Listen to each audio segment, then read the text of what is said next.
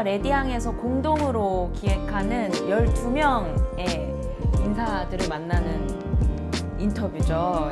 오늘 그 첫 번째 손님으로 저희가 최연숙 작가님을 모셨습니다. 반갑습니다.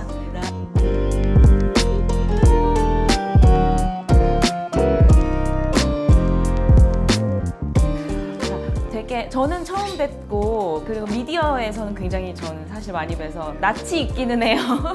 네, 요즘 좀 어떻게 지내시는지 먼저 근황이 좀 궁금합니다. 저도 유아라 기자님은 미디어에서 자주 뵙고 아마 실제로 이렇게 현피를 뜨는 건 오늘이 처음인 것 같고, 작년에 드디어 만 65세가 돼갖고 지하철을 공짜로 즐기고 있고, 노인연금도 나오기 시작을 했고, 그리고 뭐 국민연금 조금 나오는 거 있고 그 등등을 즐기면서 주로 글 쓰는 데 집중하고, 내가 쫓아다니는 현장, 특히 이제 홈리스판 그쪽에는 꼬박꼬박 좀 챙기고, 먹고 사는 거는 이제 강사로 강의 등으로 하고 그렇게 지내고 있어요.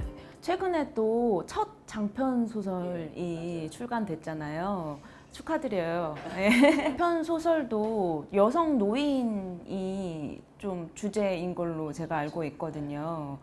특별히 여성 노인의 삶에 주목하시는 이유가 있으신지. 여성이자 노인이 갖는 사회적 이제 의미도 있을 테고, 2008년 이후 노인복지 현장으로 이제 제 뭐 삶터나 아니면 활동의 터를 그쪽으로 옮기면서 그냥 친근하게 많이 만나는 사람들이 노인이었고, 그중에 특히 여성이 이제 같은 여성의 입장에서 더 많이 관심이 가기도 했고, 2008년이면 제가 만 52세가 되던 때였거든요. 그때 이제 그 노인장기 요양제도가 우리나라에 시작된 때인데, 그때 요양보호사랑 뭐 사회복지사 자격증을 따고 노인복지 현장으로 옮기면서, 그러면서 자연스럽게 이제 노인들을 많이 대하고, 특히 여성 노인들을 더 많이 대하고, 그 노인들이 저랑은 조금만 친해지면 이제 주절주절 꺼내놓는 자기 살아온 이야기들, 다들 쓰잘데없다고 생각하고 징글징글해 하던 젊은 사람들이, 특히 이제 자식들의 경우에 또 그 소리 하냐고, 그게 무슨 좋은 소리라고 자랑거리라고 그 소리를 또 하냐고, 제발 좀 그만두라고 하는 그 얘기가 저한테는 굉장히 소중하게, 귀하게 그렇게 느껴졌던 거예요. 그래서 사실은 뭐 글을 쓴다느니 작가가 된다느니 이런 생각보다는 저 이야기들을 사회적으로 남겨야 한다는 생각 속에 이제 잘 노인들 꼬셔갖고 뭐 이렇게 옆구리 조금만 찌르면 또 더 신나게 이야기가 나오고, 이러다가 이제 이분은 계속 그 조금만 옆구리를 찔러주면 계속 이야기가 나오고, 책 쓰는 것까지도 동의할 것 같다 싶으면 이제 더 이야기를 끌어내다가, 그러다가 만들어진 게 이제 구슬생애사 작업이었던 거예요.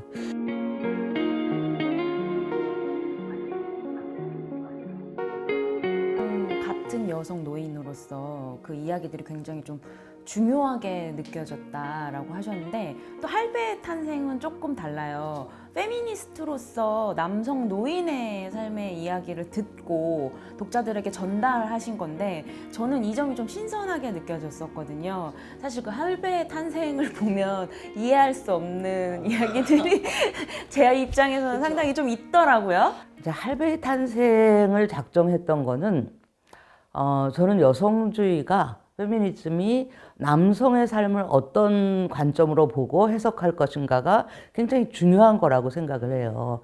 뭐 여성주의가 남성과 여성을 어떤 적대적인 구도로 두려는 그런 것이 아니라, 가부장제 사회 안에서 저는 뭐 여성이건 남성이건 그 피해나 차별의 정도나 내용의 차이는 있다고 생각하지만, 남성들도 피해자, 거의 대부분이 피해자라고 생각을 하고, 그런 속에서 특히 이제 가난한 남성들의 삶을 어떤 식으로 바라보고 그것을 해석하는가는 굉장히 중요한 태도라고 생각을 해서, 그 할배의 탄생의 두 주인공은 제가 요양보호사가 아니라 독거노인 생활관리사를 하면서 이제 만난 노인이었어요. 그 두 분의 작업을 하면서는 여성들 작업과는 달랐죠. 저랑 어떤 삶의 경험도 다르고, 그 느끼는 결들도 다르고, 뭐 이동한 공간들이나 그것을 보는 관점이나 뭐 이런 것들이 굉장히 다를 수밖에 없죠. 이 다르다는 것 때문에 제가 더 많이 공부를 해야 했고, 더 많이 혼돈해야 됐고, 대신에 그만큼 더 많이 좀 저 자신을 확장하는 측면들도 있었다고 봐요. 그 이전 두 책보다 할베이 탄생이 훨씬 더 많이 팔렸거든요, 실제로. 사회적으로도 많이 이제 거론이 됐고, 그 책이 나왔던 게 2016년 10월 말인데, 딱 그날이 JTBC가 그 최순실의 태블릿 PC를 터뜨린 날이었어요. 그래서 저는 이제 이 책은 죽었다라고 생각을 했는데, 그 태블릿 PC 건으로 해서 촛불이 모이기 시작하고, 그 반대편에 태극기 할아버지들이라고 이제 일컬어지는 그 사람들이 모였는데, 이 사람들이 바로 그 책에 나오는 두 주인공과 너무 닮은 사람들인 거죠. 그러니까 이 태극기 집회에 오는 그 남성 노인이라고 대표되는 뭐 남성들만도 아니고 노인들만도 아니었는데, 대체 이제 태극기 할배라는 이름으로 그렇게 이제 불려졌었고, 그분들에 대해서 도저히 이해가 안 됐던 거죠. 촛불뿐만 아니라 보통의 시민들도 박정희랑 최순실이 저 난리를 쳤다는 이 전국에 저렇게 모여갖고 뭐 마마님을 찾고 무슨 태극기에 성조기에 이스라엘기까지 하고 뭐 의병 복장까지 하고 이러는 게 2016년이면 이제 60이 막 되던 때인데, 그런 여자가 진보니 여성주의니 뭐 이런 거를 했다는 여자가 이런 사람들을 인터뷰해서 생애사를 했대더라 하면서 이제 그 책이 오히려 더 그 덕에 그래서 이제 그게 뭐 세대 간의 어떤 소통이나 혹은 젠더 간의 소통을 어떤 방식으로 해야 할지와 관련한 어떤 이제 참고서적으로 좀 많이 쓰이는 것 같아요. 저도 되게 좀 지금 젠더나 세대 갈등이 굉장히 심하잖아요. 그렇죠. 극단에 달해 있는데 이 시점에 페미니즘을 하는 여성들이든 그렇죠. 뭐 청년 운동을 하는 그 청년 세대든 한 번쯤은 읽어봐야 될 책이라는 생각이 들더라고요. 결국 지금도 선거 때 제일 열심히 투표 가는 건 노인들이에요. 대통령 선거에는 뭐 새벽에 일어나서 목욕제기하고 나라님을 뽑는데, 그 노인들을 설득하지 않고서는 젊은이들의 이 선거나 젊은이들의 사회를 절대로 바꿀 수 없거든요. 정치라는 게 결국 우리 사회의 상당 부분을, 우리 삶의 상당 부분을 결정한다고 한다면, 그런 면에서 세대 간 소통, 성별 간 소통, 소위 이제 진보와 보수의 소통을 우리가 포기할 수 없는 그런 거라고 할 때, 그들이 왜 자기들은 가난하면서도 여전히 부자들, 뭐 회장들, 뭐 그 지배 계급들에 대해서 선망하면서 그들에게 표를 주고 자기 계급을 위반하는가, 이런 것들이 그냥 뭐 통계적인 게 아니라 자기 삶의 맥락으로 이야기되어지는 부분들이 할베이 탄생에서 이제 나오는 거고.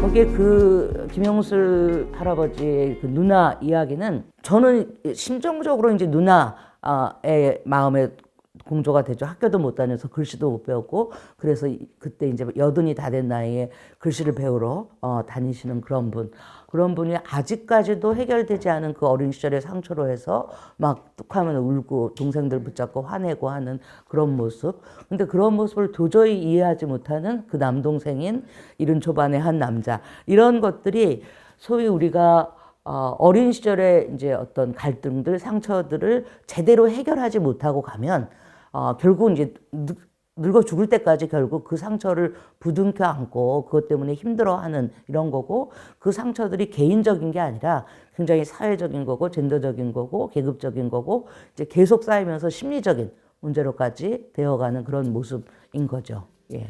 그 큰딸 얘기를 보면서 저희 엄마도 떠오르고 저희 할머니도 떠오르더라고요. 왜냐면 같은 모습이거든요. 제가 궁금한 건 작가님도 어떤 가족 안에서 K장녀, 요즘 말로 K장녀라고 들었거든요. 작가님은 좀 어떠셨는지 궁금해요. 오빠가 있기는 했어요. 위에 3살 위 오빠가 있었고, 그리고 딸로는 이제 첫 번째이고, 5남매 중에 뭐 2번째인 거죠.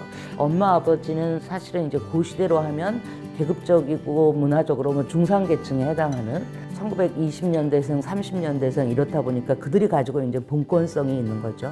특히 아버지의 경우에 이제 뭐 양반 의식이 상당히 있었고, 그래서 큰딸인 저를 하나의 샘플로 양반집 교수로 저를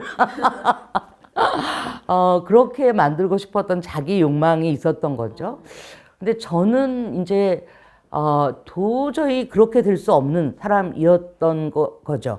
아마 엄마가 가지고 있는 여성으로서의 차별의 그 감수성이나 자기 상처 때문에 엄마가 주절주절 항상 아버지에 대해서 불만하는 거. 7남매의 막내딸이었는데 귀여움을 받았고 떠받들려졌지만 자기 상처가 있을 수밖에 없었던, 자기 이제 엄마가 일찍 돌아가시고 아버지도 또 일찍 돌아가시면서 굉장히 명랑하고 똑똑하고 영리한 여성이었는데 그냥 중학교를 다니다가 전쟁 나면서 학업이 중단되고 전쟁이 끝나기 전에 소위 우리 엄마 말로 이제 정략 결혼의 피해자가 되어버린 이 여성. 그런데 그것을 통해서 만난 이 최씨 남자, 이 남자는 양반만 찾고 가부장적인 권위의식만 있지 돈도 안 벌고. 그 남자도 또 뭐 이런저런 자기 상처가 있겠죠. 경제활동은 이제 어머니께서 다 하신. 그러니까 그 엄마는 그 경제활동이 자기 자신에겐 굉장히 한편으로는 보람이면서도 한편으로는 딜레마였던 거예요. 양반집 가사노동도 여자가. 같이 하셨을 거예요. 그렇죠. 양반집 여자가 이 산업사회, 이 초기 그 사회 1960년대, 70년대 여기에 자식 5을 놓고 맹렬하게 돈을 벌어야 하는 자기 자신에 대해서 제 보기에는 한편으로 열정이고 그게 그 여성에게 보람이었던 건데 한편으로는 또 딜레마적인 거죠.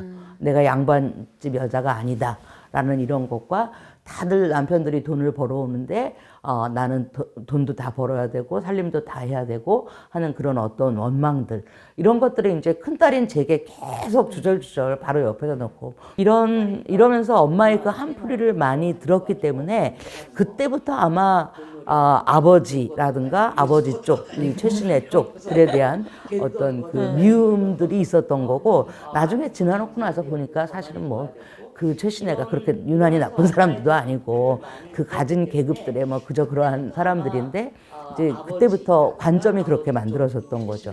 그것이 이제 아버지에 대해서도 어떤 미움으로, 저항으로, 그리고 아버지가 만들고 싶은 그 딸로 나는 도저히 되기 싫은, 아버지는 항상 뭐 일찍 들어와라, 소리 크게 내지 말아라, 뭐 이런 거였다면 나는 엄마의 그런 열정이나 그런 어떤 원망들이나 이런 거를 보고 자라면서 엄마 쪽에 마음이 있었던 거죠.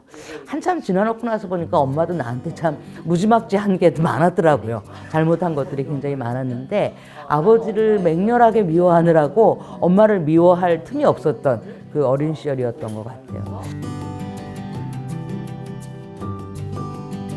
그러면서 이제 제 인생의 한 문장은 아버지를 미워한 힘으로 내 길을 만들었다예요. 그건 지금까지도 아주 유효한 것 같아요. 그렇게 아버지를 굉장히 미워했고 그것이 가정 안에서의 아버지뿐만 아니라 이제 가정을 벗어나서 사회 속에서도 소위 아버지들이라고 의미되는 가부장적인 어떤 권력들, 그런 인물들, 그런 남자들, 그런 대빵들, 이런 사람과 내내 불화하면서 이 미움을 어떻게 힘으로 만드느냐가 굉장히 중요한 거였는데, 근데 그 힘으로 만드는 그 나의 길 찾아가기, 이게 아마 제 인생인 것 같아요.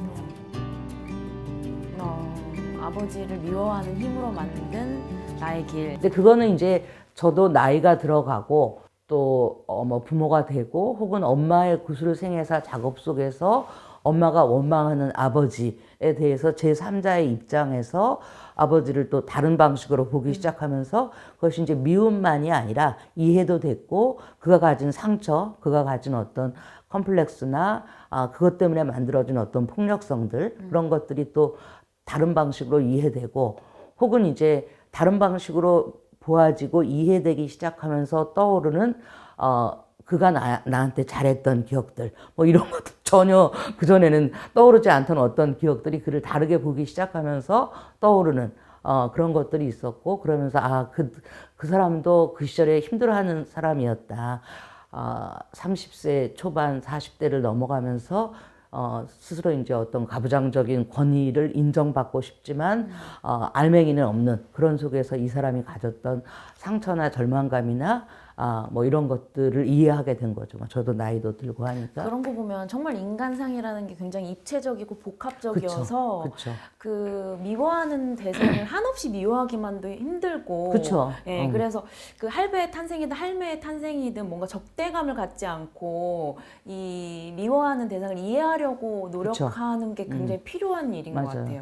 상처를 뭐 화해하고 용서하고 저는 이런 단어는 좋아하지 않아요. 그 갈등을 어떻게 거리두게 하고 다른 방식으로 보기 시작하면서 각각의 사람들이 가지고 있는 어떤 좋은 점과 또 한계들을 이렇게 분류해내는 거. 그 후세대인 내게 약이 되게 하는 방식으로 나의 성장의 어떤 디딤돌이 되게 하는 방식으로 그걸 해석하고 그걸 이제 또 독자들에게 알려주는 거. 이게 아마 제가 지향하는 구술생애 사회의 어떤 한 측면이라고 생각이 돼요.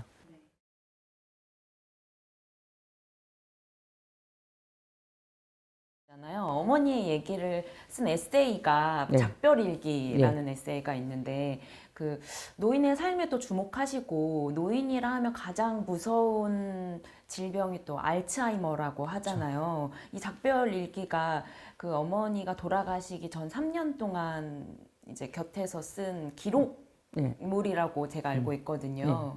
좀 이런 에세이를 쓰겠다라고 마음 먹으신 계기가 좀 있으세요? 엄마의 죽음 작업을 하겠다고 작정할 때는 도대체 늙고 죽는 것에 대해서 우리 사회가 가지고 있는 어떤 이데올로기들, 그 개개인들이 가지고 있는 두려움들, 공포들, 이런 것들을 좀 직시하면서 비판하고 싶었던 거죠. 다 늙고 죽는데 그걸 누가 도대체 늙고 죽는 것에 대해서 불안을 만들었냐, 두려움을 만들었는가, 그런 것들이고 일단 엄마의 구술생애사 작업은 2009년부터 계속 좀 작정을 했었고 원래 이제 구술생애사를 하고 싶다는 생각을 하기 시작하면서 그 중에 하나를 엄마로 넣어야 되겠다. 구술생애사가 주로 지향하는 그 화자가 가난하고 못 배운 이게 이제 저의 그 중요한 지향점인데 엄마에게 보면 가난하고 못 배운에 포함되지는 않지만 나름대로 또 자기가 제일 세상에서 상처가 많고 뭐 그냥 그 원통함이 많다고 늘 주장하던 사람이니까 또 이제 그 여성만 따로 보면 그런 측면들이 있고 나는 늙는다는 것 그리고 늙어 죽어간다는 것에 대해서 우리 사회가 가지고 있는 어떤 그 통상적인 관점, 늙는 건 뭐 추레한 것이다, 죽음은 뭐 슬프고 절망적이고 뭐 어쩌고 하는 그런 것들에 도저히 동의되지 않았고 세상 모든 사람들이 죽는데 나 하나 죽는 게 뭐가 그게 억울하고 할 일인가. 특히 제가 만난 빈곤 노인들의 경우에는 죽음과 관련해서 물어보면 야, 이건희도 뭐 죽었나 살았나 그랬대고 이병철도 그런 사람들은 또 죽었는데 나 하나 죽는 게 뭐가 억울하냐 나 죽는 거 하나도 안 억울하다 이것이 이제 가난한 노인들죠. 가난한 노인이라는 것은 어떤 면에서 빈곤 노인들이 가지고 있는 여러 가지 그 고통들이나 어려움들의 유일한 해결책은 사실은 죽음밖에 없는 거예요. 소위 이제 더 살고 싶은 어떤 욕망이 있거나 뭐 더 누리고 싶은 무엇이 있거나 이런 사람들이 죽음에 대해서 혹은 그 이전 단계의 늙음에 대해서 제대로 받아들이지 못하고 뭐 핵심적으로는 신자유주의죠. 젊어져라 안티에이징 뭐 이러면서 신자유주의의 한 측면인 의료과학이 생명을 무조건 연장하는 방식으로 병을 치료해 되겠다고 떠들어대면서 그 많은 노년의 삶들에서 특히 이제 제가 보기엔 빨대를 꽂고 돈을 쪽쪽 빨아드는 사실 글쎄, 저는 한 65세 이상에서 오는 병은 이건 치료가 안 되는 병이거든요. 그냥 퇴행성 질환이에요. 근데 거기다가 계속 치료가 답인 것처럼 그리고 질병이나 죽음은 마치 실패인 것처럼 의료과학이 계속 그런 태도로 접근하는 그 속에서 요즘 이제 실버 산업까지 뭐 그런 식으로 접근하는 거죠. 그 속에서 그들이 만들어내는 그런 어떤 이데올로기에 보통의 시민들이 다 넘어가고 있는 거죠. 실제로 제 엄마 아버지 돌아가시는 거 보니까 두 양반이 9억을 쓰고 돌아가시더라고요. 돈이 있는 사람들이니까 그랬던 거죠. 특히 이제 죽음에 대한 어떤 그 사람들의 이 막강한 두려움들 이런 것들이 저는 뭐 믿어지지도 않았고 제가 만난 가난한 노인들의 경우에는 그분들이 죽는 순간 제 입에서 나오는 말은 축하드립니다. 고생하셨습니다. 이런 말이었거든요. 드디어 이제 끝났습니다. 고생하셨습니다. 이제 편히 쉬십시오. 어떤 한 노인의 늙어 죽어가는 최종 과정을 밀착해서 보는 건 불가능했어요. 이제 그 과정이 되면 이제 그 집 식구들에게 네. 넘겨지거나 의료에 넘겨지는 거죠. 네. 어떤 노인의 늙어 죽어가는 과정을 그냥 옆에서 최대한 밀착해서 건조하고 냉정하고 구조적으로 이렇게 들여다보고 싶은 욕구가 계속 있었고, 엄마의 삶인 엄마인데 그게 가능하셨어요? 저는 가능한 거죠. 어. 가족을 배반하고 나왔었기 때문에 가족에게 뒤통수를 치고 나는 너네 따위랑 같이 안 하겠다라고 한번 배반하고 나왔다가 다시 만나기 시작했기 때문에 거리두기가 가능했던 거죠. 그래서 이제 가장 밀착하기 좋은 상대가 뭐 엄마인 거죠. 그래서 그 전까지는 주로 서울에서 살다가 그때 이제 엄마 아버지가 그 수원의 실버타운에 있었기 때문에 엄마가 이제 오래 가지 못하겠다라는 생각을 하면서 그 시점이 아마 할배의 탄생을 쓰고 난 얼마 후인데, 일부러 이제 그 실버타운 근처로 이사를 간 거예요. 남매들한테는 나 절대로 효도하러 가는 거 아니다. 내가 효도할 사람 아닌 거 알지 않느냐. 효도는 그 사람들이 다 해요. 뭐 돈도 많고 그냥 뭐 요즘 더군다나 실버타운에 들어있으면 모든 돌봄 노동은 돌봄 노동자들이 하는 거고 나머지 자식들은 이제 돈으로 하는 거고 정기적인 방문이나 뭐 이것이 이제 효도이고, 물론 뭐 무슨 효심이라든가 뭐 우애라든가 이런 게 없다고 하지는 못하겠지만 이제 다 돈이 있어야지 그게 가능한 거죠.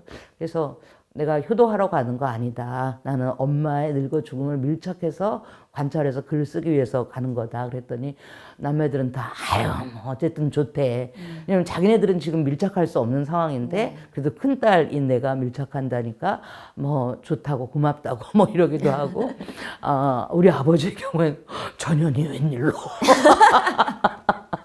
저랑 평생 그랬던 아버지가 굉장히 고마워하더라고요.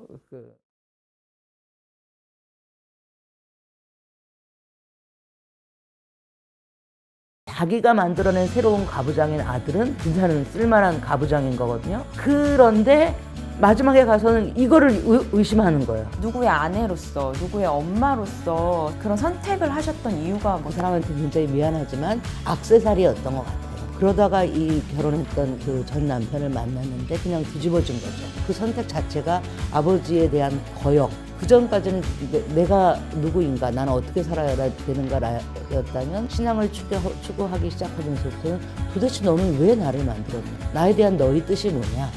한 존재로서의 인간 예수가 살았던 그 길, 그 어떤 선택들, 그의 시선들, 이런 것들과 충돌을 했던 거고,